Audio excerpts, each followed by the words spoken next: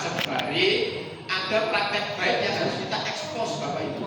Teman-teman guru berguru, teman-teman guru di pondok pesantren harus menjadi agen ekspos praktek baik, prestasi-prestasi pesantren, prestasi-prestasi madrasah, peran-peran strategis pesantren di lingkungan masyarakat terkecilnya, peran-peran guru ngaji di lingkungan masyarakat terkecilnya. Ini tidak bisa dinafikan. Harus kita juga ikut mengekspos di era media sehingga akan ada keseimbangan antara praktek baik dengan ulang-ulang. Kalau ini tidak kita lakukan, yang terjadi ya stigmanya akan terus bergulir. Nah, kita harus antisipasi.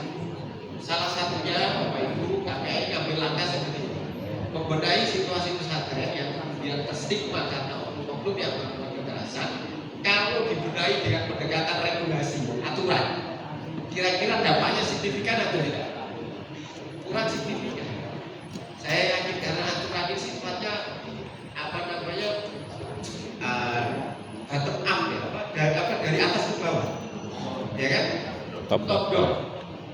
Harus begini. Sementara pesantren punya ciri khas kemandirian, diatur aturan. Nah, KPI punya formulasi sedang dijalankan ini. Salah satunya ngajak pesantren induk, pesantren babon, pesantren yang dulu dia dipondoki oleh kiai-kiai, kemudian kiai pulang kampungnya bikin pesantren. Karena hasil pengawasan kami rata-rata kasus kekerasan itu terjadi ya mohon maaf oleh oknum-oknum di pesantren-pesantren baru, bahkan sering pesantren yang belum izin kan. Nah, dia dulu pesantren babonnya, pesantren induknya. Nah, kami sekarang ngajak pesantren induk ini untuk bagaimana mendokumentasikan praktek baik perlindungan anak di pesantren besar.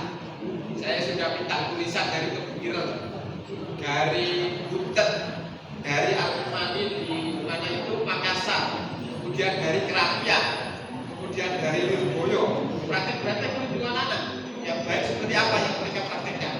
Tujuannya kalau ini dibukukan maka nanti didiseminasikan ke pesantren-pesantren yang lahir setelahnya atau dulu pernah pondok di sana terus dia bikin pesantren sehingga akan menjadi praktek baik.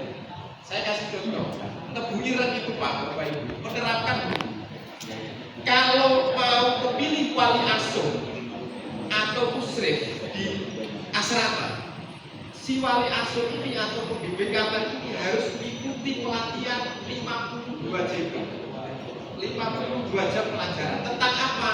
Satu, tentang pola asuh, tentang komunikasi, tentang perlindungan anak, tentang pemenuhan hak anak, itu terstruktur.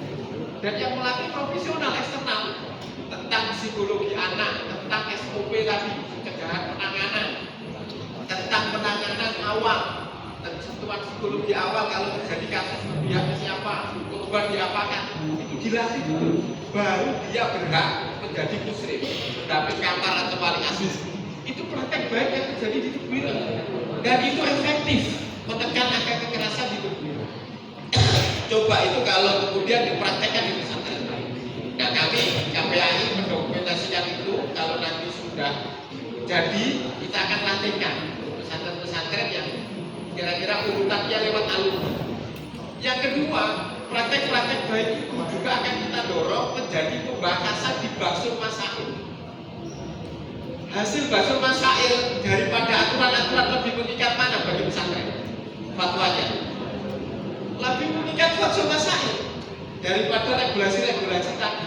Maka bagaimana regulasi itu menjadi referensi Baksul Masail, tetapi juga ada praktek baik perlindungan anak di pesantren, anti kekerasan tadi, yang itu dikaji secara Baksul Masail, ada referensi berbagai kitab kuros sehingga menunjukkan fatwa. Oh ya, ini bagian dari hal yang melanggar amar ma'ruf nahi munkar. Oh ya, ini bagian dari menjaga marwah, maka dalilnya ini.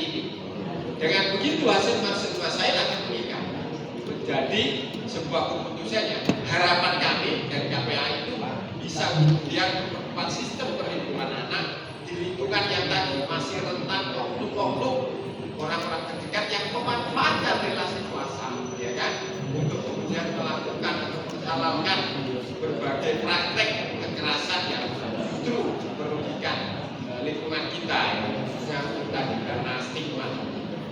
Jadi begitu untuk respon yang pertama agak panjang karena memang kita harus melakukan langkah-langkah sistemik yang demikian agar kembali kepercayaan masyarakat kepada dunia pendidikan kita semakin kuat pastinya.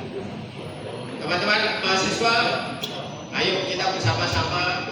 Jadi di dalam sistem pendidikan itu ada yang namanya politik pendidikan. Politik pendidikan inilah yang kemudian gitu kan, yang sering kali gitu kan bergeraknya unpredictable.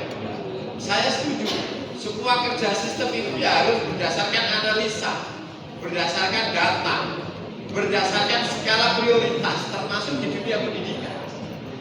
Hak dasar anak kan salah satunya pendidikan, mestinya menjadi prioritas.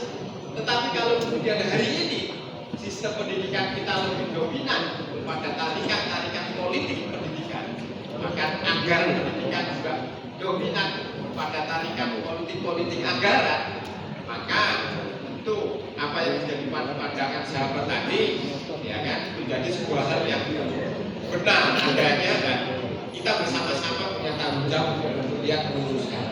Bergunung komitmen tidak sekedar bicara soal meningkatkan profesionalisme, kami juga bicara soal bagaimana advokasi soal kesejahteraan guru, advokasi soal keselamatan guru dan seterusnya. Hari ini kami sudah di BP, ini informasi untuk BP Guru Lampung akan memberikan BPJS Ketenagakerjaan kepada 10.000 guru. 10.000 guru per guru kerjasama dengan Basnas. Nanti uang iuran bulanannya yang bayar Basnas.